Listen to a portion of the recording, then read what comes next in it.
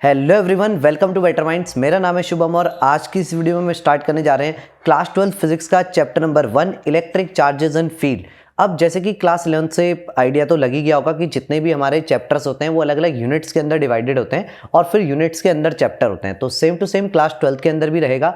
अभी जो हम यूनिट पढ़ने वाले हैं उसका नाम है इलेक्ट्रोस्टैटिक्स, और इलेक्ट्रोस्टैटिक्स जो यूनिट है उसके अंदर टोटल 2 चैप्टर्स हमारे आने वाले हैं। पहला है इलेक्ट्रिक चार्जेस एंड फील्ड और दूसरा आता है अपने पास में इलेक्ट्रोस्टैटिक पोटेंशियल एंड कैपेसिटेंस। तो अभी फिलहाल के लिए इस वाली वीडियो में के अंदर हम बात करने वाले हैं इलेक्ट्रिक चार्जेस एंड फील्ड के बारे में। अब यहाँ से इलेक्ट्रिक चार्ज एंड फील्ड की 1 बाय 1 लेक्चर की अलग अलग वीडियोस यहाँ पे आने वाली है। तो एक एक करके सीक्वेंस में अगर सारी की सारी जो वीडियोस अगर उसको फॉलो कर रहे होंगे तो मेरे को लगता नहीं है कि कुछ भी क्लास 12 के बोर्ड एग्जाम के सिलेबस में इससे बाहर कुछ चला जाए मतलब। तो चलो स्टार्ट करते हैं फिर यहाँ पे आगे। सबसे पहले अगर हम बात करें यहाँ पे कि पहले तो ये समझना पड़ेगा कि जो हमारी पूरी की पूरी जो इलेक्ट्रिसिटी जो यूनिट है, पहले तक क्या होता था कि जो साइंटिस्ट लोग थे उनको लगता था कि इलेक्ट्रिसिटी जो है और जो मैग्नेटिज्म है ना, वो दोनों की दोनों अलग अलग ब्रांच है, ऐसा पहले लगा करता था। लेकिन आगे जाके और एक्सपेरिमेंट्स हुए और बहुत ज़्यादा कनेक्शन देखने को मिला इलेक्ट्रिसिटी और जो मैग्नेटिज्म है उसके बीच में। इसीलिए आज के टाइम पे हम इलेक्ट्रिसिटी और मैग्नेटिज्म दोनों को अलग अलग नहीं पढ़ते। आज के टाइम पे हम इलेक्ट्रिसिटी और मैग्नेटिज्म को एक साथ मिला के पढ़ते हैं और ये पूरी की पूरी फिजिक्स की एक ही ब्रांच है जिसको हम कहते हैं इलेक्ट्रोमैग्नेटिज्म। तो जैसे कि यहाँ पे सबसे ऊपर टॉप पे दिख ही रहा होगा इलेक्ट्रोमैग्नेटिज्म, हम यहाँ पे लिखा हुआ है। तो सबसे मेन ब्रांच देखो, उसके बगल में लिखा भी है ना इलेक्ट्रोमैग्नेटिज्म। क्या है, ये हमारी मेन ब्रांच हो गई और इसके अंदर 2 हमारी यहाँ पे टोटल ब्रांचेज आ रही है, जैसे कि इलेक्ट्रोस्टैटिक्स हो गया और इलेक्ट्रोडायनेमिक्स हो गया। देखो, इलेक्ट्रोमैग्नेटिज्म का मतलब है एक ऐसी ब्रांच फिजिक्स की जिसके अंदर तुम इलेक्ट्रिसिटी और मैग्नेटिज्म दोनों चीजों के बारे में पढ़ने वाले हो। सबसे पहले इसके अंदर हम पढ़ने वाले होंगे इलेक्ट्रोस्टैटिक्स को। अब जो ये इलेक्ट्रोस्टैटिक्स है इसका मतलब होता है कि जैसे नाम से पता लग रहा है, इलेक्ट्रो वर्ड यूज हो रहा है इलेक्ट्रिसिटी के लिए या फिर चार्ज के लिए कह सकते हो, और स्टैटिक का मतलब होता है कोई भी चीज जो रुका हुआ हो, यानी कि जो चीज रेस्ट पे हो। तो इलेक्ट्रोस्टैटिक मतलब चार्ज एट रेस्ट। कहने का मतलब मेरा ये है कि जो चैप्टर नंबर 1 है और चैप्टर नंबर 2 है उसमें चार्ज जो है वो बिल्कुल एक छोटा सा बच्चा है और वो इधर उधर हिलने डुलने वाला नहीं है। रखे हुए एक जो चार्ज होता है जब वो रुका हुआ रहता है ना, तो रुके हुए चार्ज के होने की वजह से जितने भी फिनोमिना, जितने भी चीजें होती होंगी वो हम चैप्टर नंबर 1 और चैप्टर नंबर 2 इन दोनों के अंदर यहाँ पे पढ़ने वाले हैं। ठीक है, फिर बात करते हैं इलेक्ट्रोडायनेमिक्स। अब भैया चार्ज, छोटा बच्चा जो है, छोटा बच्चा बड़ा भी होगा, छोटा बच्चा बड़ा भी होगा तो वही चलेगा फिरेगा भी। तो अब जब चार्ज मोशन करने लग जाएगा, जब बड़ा बच्चा हो जाएगा, जब वो चैप्टर नंबर 3 में पहुंच जाएगा, तो उस टाइम पे क्या हो रहा होगा, तब हम उससे रिलेटेड जो फिनोमिना पढ़ेंगे वो सारा इलेक्ट्रोडायनेमिक्स का पार्ट है। इलेक्ट्रो अगेन इलेक्ट्रिसिटी या फिर चार्ज, और डायनेमिक्स का मतलब क्या होता है, कोई भी चीज जो चेंजेबल हो। ठीक है, तो डायनेमिक्स यानी कि कोई भी जो चीज चेंजेबल हो यहाँ पे। अब यहाँ पे हम बात करते हैं सबसे पहले कि इलेक्ट्रोस्टैटिक्स जो अपने पास में है यहाँ पे, उसके अंदर सबसे पहले हम क्या क्या पढ़ेंगे, चार्ज के बारे में, इलेक्ट्रिक फील्ड के बारे में, इलेक्ट्रिक पोटेंशियल, गॉस लॉ वगैरह वगैरह। तो अभी तो ज़्यादा आइडिया तुम लोग को लगेगा नहीं कि ये क्या बातें हो रही हैं, गॉस लॉ और ये क्या लॉ फॉर अलाना फलाना। तो अभी तो फिलहाल इसको गोली मारो। इलेक्ट्रोडायनेमिक्स के अंदर इलेक्ट्रिक करंट हो गया, मैग्नेटिज्म हो गया, इलेक्ट्रोमैग्नेटिक इंडक्शन अभी मेरे को पता है, अभी 12th में आए हो, बहुत ज़्यादा आइडिया नहीं होगा। आगे बात करते हैं, इसको स्किप मारते हैं। सबसे पहले हम बात करते हैं चैप्टर की शुरुआत कुछ यहाँ से होती है कि अगर ऐसा समझो कि तुमने ना लाइफ कह रहा हूँ, तुमने ना मतलब बहुत सारे आसपास में फिनोमिना होते हुए देखे होंगे जिन्हें तुमने नोटिस किया होगा। जैसे सबसे पहला अगर हम बात करें, जब देखा ना वो सिंथेटिक, अगर हमने कोई क्लोथ्स पहने हैं और उनको अगर टी शर्ट को तुम उतारते हो तो ऐसा स्पार्क सा होता है ना, ऐसे कुछ ऐसे बिजली सी आ जाती है वहाँ पे, और वो कई बार तो ऐसा होता है कि वो स्पार्क ऐसा दिखाई भी देता है और साउंड तो खैर आती है ऐसा। पहली वो चीज़। फिर अगला आगे जैसे बिजली जब कड़कती है, बारिश वगैरह जब आने वाली होती है तो जो बिजली कड़कती है, दूसरी चीज़। तीसरी चीज़ की अगर बात करें कि जैसे कई बार तुमने देखा होगा कि तुमने कोई दरवाज़ा या कोई चीज़ को पकड़ा, जैसे तुमने गेट या दरवाजे को टच किया, एकदम ऐसे हाथ में ऐसे झटका सा कोई मारता है कोई चीज़ ऐसे करके। तो ये बहुत सारे जो फिनोमिना है ये तुमने देखे होंगे डे टू डे लाइफ में। अब बात करते हैं कि ये जितने भी यहाँ पर ये जो फिनोमिना हो रहे हैं इनका रीज़न क्या है। तो वही चीज़ यहाँ पे नीचे बात की गई है कि रीज़न ऑफ दिस एक्सपेरियंसेस, ये हो क्यों रहा था। देखो बेसिकली होता क्या है, सिंपल सी चीज़ है कि जब भी जैसे हमने जब अभी पहला मैं एग्जांपल लेता हूँ वो क्लोथ्स वाले का, कि नॉर्मली जब हमने कपड़े पहने तो ऑब्वियस सी बात है भाई, मैं मोशन वगैरह कर रहा हूँ तो ये जो कपड़ा है और मेरी जो बॉडी है वो आपस में क्या हो रही होगी, ऐसे करके रब हो रही होगी। जब भी ये दो बॉडीज़ आपस में, दो अलग अलग बॉडीज़, अब ये कपड़ा है और ये मेरी बॉडी की स्किन है, दो अलग अलग तरीके की चीज़ें, जब भी ऐसी कोई दो बॉडीज़ आपस में एक दूसरे के साथ में जब रब करती हैं, उस टाइम पे क्या होता है, एक बॉडी दूसरी बॉडी को इलेक्ट्रॉन ट्रांसफर करती है, या फिर ये कह लो चार्ज ट्रांसफर करती है, क्योंकि इलेक्ट्रॉन चार्ज है ना नेगेटिव। तो एक बॉडी, अब दोनों में से एक बॉडी होगी जो कि इलेक्ट्रोनेगेटिव होगी और एक होगी जो थोड़ी सी उसके कंपैरिजन में इलेक्ट्रोपॉजिटिव होगी। तो जो भी बॉडी दोनों में से, जैसे मेरी टी शर्ट या मेरी इस बॉडी की स्किन, इन दोनों में से जो भी इलेक्ट्रोपॉजिटिव होगा वो क्या करेगा, इलेक्ट्रॉन्स को डोनेट करेगा, और दूसरा वाला है उसके कंपैरिजन में इलेक्ट्रोनेगेटिव है तो वो इलेक्ट्रॉन्स को एक्सेप्ट कर लेगा। अब जो इलेक्ट्रॉन को डोनेट करेगा उसके ऊपर आएगा पॉजिटिव चार्ज, जो इलेक्ट्रॉन को एक्सेप्ट करेगा उसके ऊपर आएगा नेगेटिव चार्ज। और पॉजिटिव और नेगेटिव चार्ज दोनों के बीच में क्या रहता है, एक पर्टिकुलर फोर्स ऑफ अट्रैक्शन रहता है। पॉजिटिव चार्ज नेगेटिव चार्ज को अट्रैक्ट करता है, opposite charges attract each other, class 10 में पढ़ा होगा, तो यही वाली चीज़ है। तो अब होता क्या है कि जब भी ये सारे के सारे फिनोमेना इस वजह से होते हैं क्योंकि जो चार्ज होता है ना, जो बॉडी, जो कि अभी मैंने बताया था कि बॉडी जैसे रब होके चार्ज हो जा रही है, एक्चुअल में जब उनका कांटेक्ट टूटता है तो उसके बाद क्या होती है, वो डिस्चार्ज भी हो रहे होते हैं। यानी कि डिस्चार्ज, ये सबके सब चीज़ें हो क्यों रही थी, discharge of electric charges through our body, हमारी बॉडी से, हमारी बॉडी जो चार्ज हो रखी थी वो जब भी हम ऐसे किसी चीज़ को मैं ऐसे टच वगैरह कर रहा हूँ तो वो क्या कर रही है, मेरी बॉडी से चार्ज को खत्म कर रही है। और ये चार्ज जब खत्म हो रहा है, चार्ज कैसे खत्म होगा, ट्रांसफर होकर खत्म होगा। तो जब ये ट्रांसफर होकर चार्ज खत्म होगा तो उस टाइम पे ही ये जो स्पार्क कह लो या जो ऐसा झटका लगता है वो उसी लिए तुमको जो है वहां पे महसूस होता है। तो ये चीज़ हो गई। तो यही सारी चीज़ें बता रखी है। फिर आता है सबसे पहले कि भैया इलेक्ट्रोस्टैटिक्स क्या होता है, ऑलरेडी भी बताया। चार्ज एट रेस्ट, जब भी कोई चार्ज रेस्ट पे हो तो उससे रिलेटेड होने वाले जितने भी फिनोमिना है वो हम किस चैप्टर के अंदर पढ़ते हैं, चैप्टर मतलब किस यूनिट के अंदर पढ़ते हैं, इलेक्ट्रोस्टैटिक्स के अंदर। तो उसी चीज़ को हम कहते हैं इलेक्ट्रोस्टैटिक। अब आते हैं, देखो सबसे पहले इस चैप्टर में, ये तो मैंने भी बात करी कि चैप्टर किस बारे में है, क्या क्या चीज़ें हैं, क्या फिनोमिना देखने को मिलते हैं वगैरह वगैरह। लेकिन अब मेन चीज़ इस चैप्टर के अंदर सबसे पहला जो टॉपिक है वो है चार्ज। ठीक है, टॉपिक का नाम ही है इलेक्ट्रिक चार्ज। अब हमें पहली बात तो ये है कि इलेक्ट्रिक चार्ज के बारे में पता होना चाहिए, क्योंकि जब इलेक्ट्रिक चार्ज के बारे में ही तुम्हें अच्छे से नॉलेज नहीं होगी तो तब तक तुमको कैसे आइडिया लगेगा कि जो चार्ज है वो ये भी करता है वो भी करता है। पहले तो उस चीज़ के बारे में अच्छे से पता होना चाहिए। इसीलिए अभी फिलहाल टॉपिक है इलेक्ट्रिक चार्ज। इलेक्ट्रिक चार्ज को या तो कैपिटल क्यू या फिर स्मॉल क्यू दोनों से ही डिनोट किया जा सकता है, डिपेंड करता है, अलग अलग बुक्स में अलग अलग क्वेश्चंस में अलग अलग तरीके से रहता है, बट क्यू से डिनोट करते हैं चार्ज को। क्लास 10 में ऑलरेडी पढ़ रखा है। फिर आता है कि हमारे पास में टोटल दो टाइप के चार्ज होते हैं, एक होता है पॉजिटिव चार्ज और एक होता है नेगेटिव चार्ज। अब पॉजिटिव, जो अपने पास में जो पॉजिटिव चार्ज होता है उसको तुम पॉजिटिव पोल भी कह सकते हो, नेगेटिव चार्ज को नेगेटिव पोल भी कह सकते हो। किसी भी बॉडी पे पॉजिटिव चार्ज कब आता है, जब वो इलेक्ट्रॉन्स को वो बॉडी डोनेट करती है। किसी भी बॉडी पे नेगेटिव चार्ज कब आता है, जब वो बॉडी इलेक्ट्रॉन्स को एक्सेप्ट करती है। एक और चीज़ ध्यान देना, बॉडीज जब चार्ज होती है ना तो सिर्फ और सिर्फ इलेक्ट्रॉन का ट्रांसफर होता है, नथिंग एल्स, और कुछ नहीं। क्योंकि अब एक चीज़ समझो, किसी भी एटम के तो बहुत अंदर होते हैं ना प्रोटॉन्स वगैरह, तो प्रोटॉन्स वगैरह का लेन देन तो कभी हो ही नहीं सकता। इसीलिए जब भी कोई बॉडी पे पॉजिटिव या नेगेटिव चार्ज आ रहा है तो वो सिर्फ और सिर्फ इलेक्ट्रॉन की वजह से आ रहा होगा।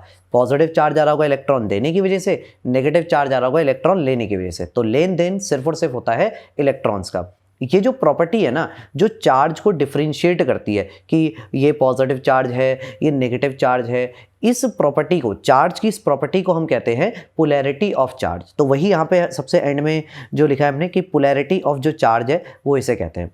अब आते हैं नेक्स्ट उस पर। अब आता है, तो हम पॉइंट्स पढ़ रहे थे इलेक्ट्रिक चार्ज से रिलेटेड जितने भी रहे।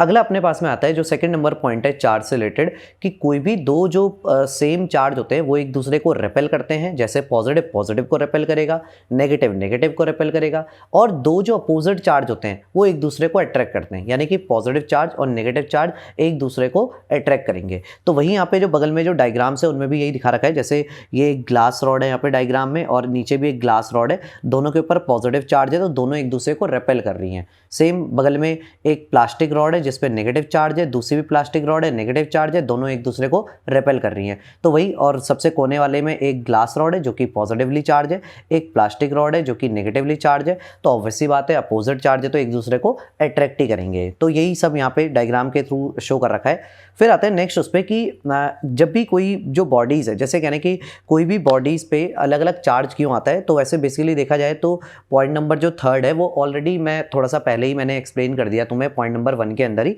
बट उन्होंने वही बोल रखा है कि चार्ज जब भी किसी बॉडी में आता है तो इलेक्ट्रॉन के ट्रांसफ़र से आता है। वही जो अभी मैंने थोड़ी देर पहले बात बताई थी। अब वही सारा का सारा पूरा कहानी वही है कि कभी भी इलेक्ट्रॉन का ही ट्रांसफ़र होता है और ये सारी चीज़ें जो ऑलरेडी मैं बता चुका हूँ। अच्छा, एक और चीज़ है, जब मैं ये बोल रहा हूँ कि सिर्फ इलेक्ट्रॉन का ट्रांसफ़र होगा किसी भी एटम के अंदर से, तो साथ ही साथ एक और चीज़ ध्यान रखना कि एटम के कोई भी एक एटम है, मान लो सोडियम के पास में सोडियम का एटॉमिक नंबर 11 होता है, तो उसके पास में 11 प्रोटॉन और 11 इलेक्ट्रॉन होते हैं। पर इसका मतलब ये मत समझ लेना कि सोडियम इलेक्ट्रॉन दे रहा है तो 11 इलेक्ट्रॉन दे देगा, नहीं।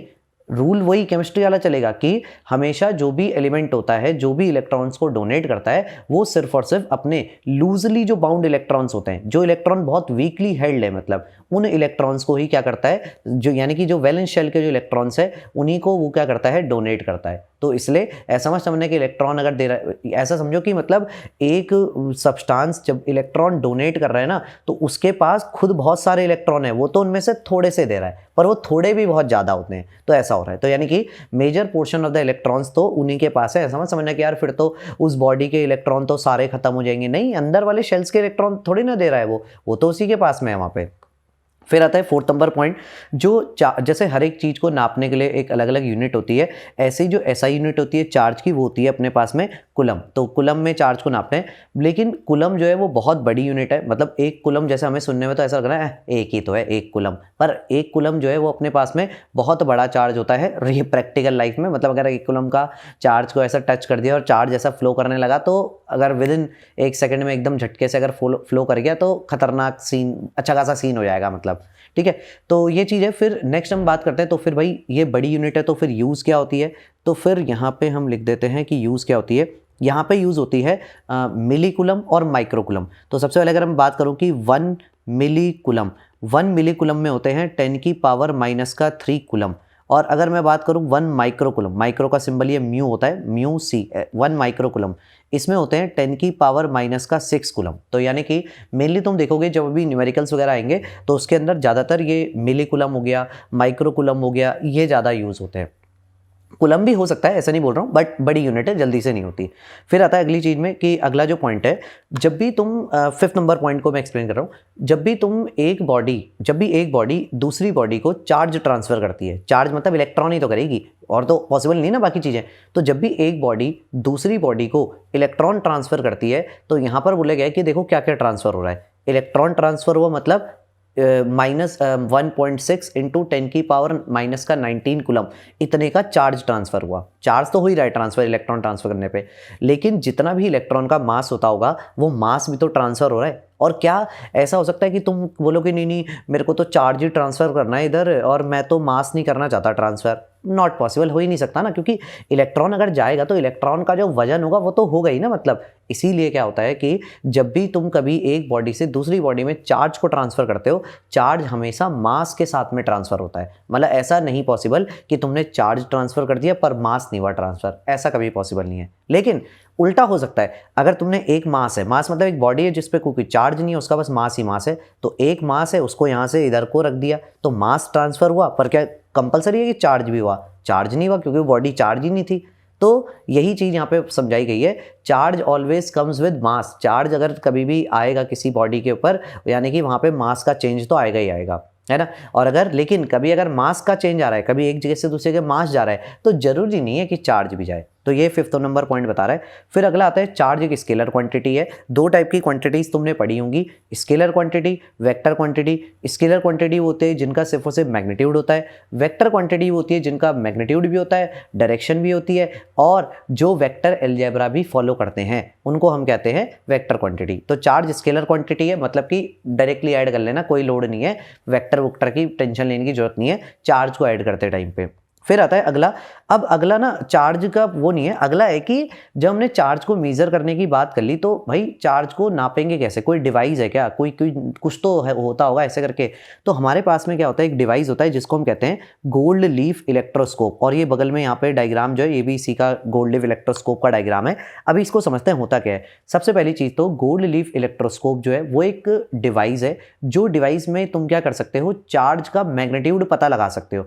अब मैं ये नहीं बोल रहा हूँ कि चार्ज का मैग्नीट्यूड वैल्यू में पता लगा सकते हो, मतलब तुमको एक रिलेटिव आइडिया लग जाएगा कि जो चार्ज तुम चेक करना चाह रहे हो, क्या वो चार्ज बहुत ज़्यादा है या क्या वो चार्ज बहुत कम है या कितना है, इस चीज़ का आइडिया लग जाएगा। मतलब एक रिलेटिव आइडिया लग जाएगा कि कोई चीज़ ज़्यादा है या कम है। न्यूमेरिक वैल्यू नहीं, न्यूमेरिक वैल्यू के लिए तो फिर अलग चीज़ हो गई।